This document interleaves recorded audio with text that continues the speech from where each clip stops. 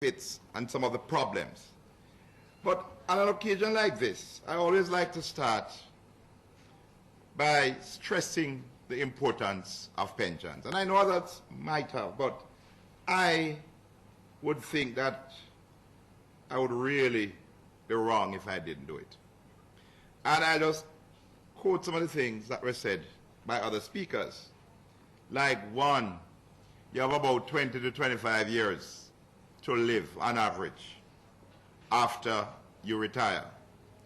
Now, if you look at the average working life, it is about 40 years. So you're talking about living on average about half of your working life. Now, I don't know who here would want to work for 40 years and only get paid for 20. I think nobody would agree to that. But if you do not have a proper pension plan, then you're agreeing that you're willing to go for 20, 25 years without money. Most of us, whether we like it or not, the statistics show, we consume almost all that we earn and get in our hands. Most of us. I know there are a few of us who can do better, and we do better. But I would say over 95%, if they don't have forced savings like a pension plan, when they retire, they have no source of income. And, as Dr. Eldemaya Shearer said, when you look at how long people live and the sort of problems that can beset them during retirement, then you realize how very important pension is. As I've said many times, when you work, you get pay. When you retire, you get pension. Pension replaces pay. For each unit of importance that you attach to pay, you better attach at least 5 to pension. You can change your job, you can do 2 jobs, you can do all sorts of things when you're young, active, and strong. When you retire, not so easy. No matter what anybody wants to say, not so easy. Pension is very important. Now about the pension legislation. For many years, we really had no pension legislation. None at all.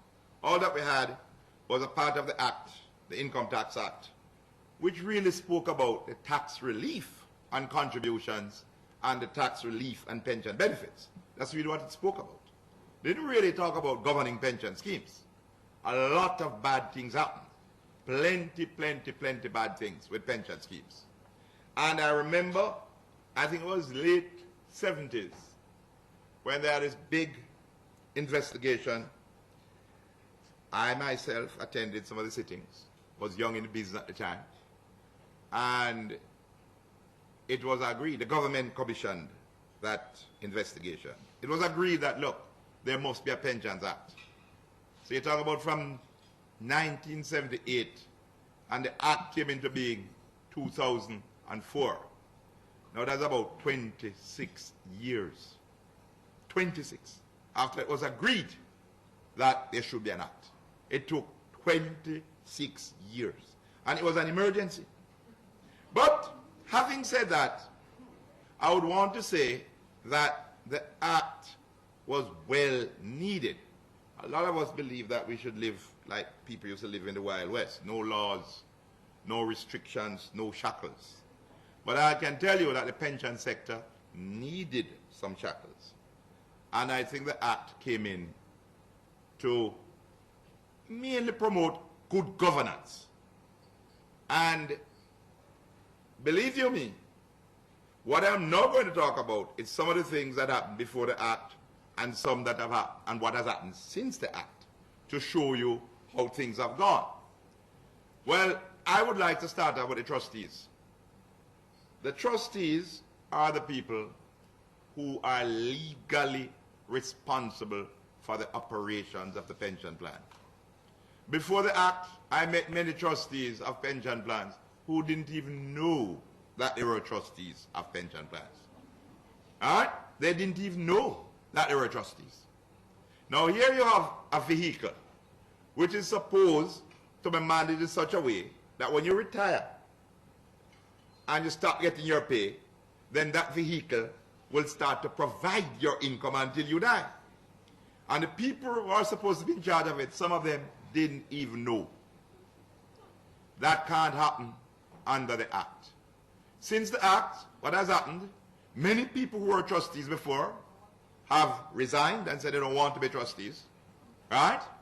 And those who have agreed to be trustees definitely have taken a much keener interest in what a pension plan is, the aims and objectives of a pension plan, and how this pension plan must be managed. There's a definite improvement in the quality of involvement of trustees. And I started there because, believe you me, that is the most important thing. Because if you're in charge of it and you're not interested in it, then what is going to become of it? So that is one very healthy thing that has happened with the introduction of the Act. Very healthy. The second set of people I'd like to talk about is members. Under the Act, there are certain information and timelines which must be met with respect to members. Like, for example, your annual statement must be done within a certain time. It must have a certain list of information and things like that. The members are entitled to elect or propose a certain member of the trustee board. And just for ease of talk, let's say roughly half. Think about half, but the employer have half plus one. Basically, it works that way. In other words, if it's 7, the sponsor would nominate 4, and the members nominate 3. So think about half plus 1 and half, just roughly, and you'll get it right. Okay?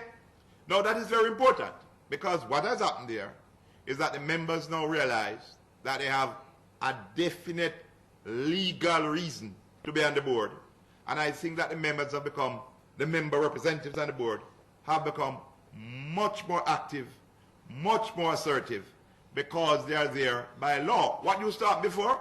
Well, you never need to have any member representative. That's number one.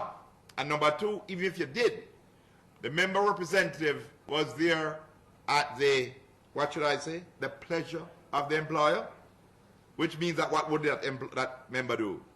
Listen to what the employer wants. Now, pension is a very contentious entity, because it's not everything the employer wants is in the best interest of the members. Let's call a spade a spade. It's so it goes.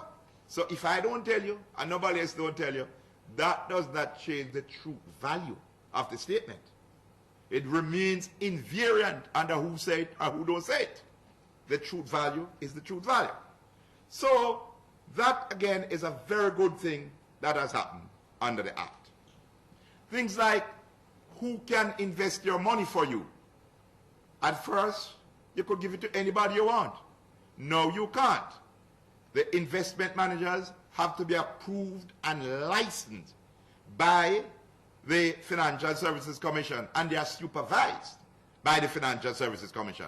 That is very good, right? Because you know that at least they have to behave a certain way, and they are coming under governance. Nothing is wrong with good governance. Nothing at all is wrong with it. It is to be encouraged. And if the law will do that, I support the law. I'm talking about the good things first. I'm going to talk about some of the bad things, right? Because there are many bad things. But let's talk about the good things first. So basically, that is another good thing. The members are stronger, and the members too. The members are also much more vocal now with pension schemes, make their voices heard, because they have representatives, or nominees. Let's call them nominees, because once you're a trustee, you're a trustee, and you must work for the best interest of the plan, not necessarily work on behalf of those who nominated you, although you cannot ignore them. And this is what I'm now saying, because the members can attack, and when I say attack, I don't mean physically, their nominees, and ask very deep questions and searching questions, and can recall them. As a matter of fact, if I nominated you and you're not doing what is supposed to be done, I can recall you. So I think, in my experience, there has been a lot of improvement in how these plans are managed.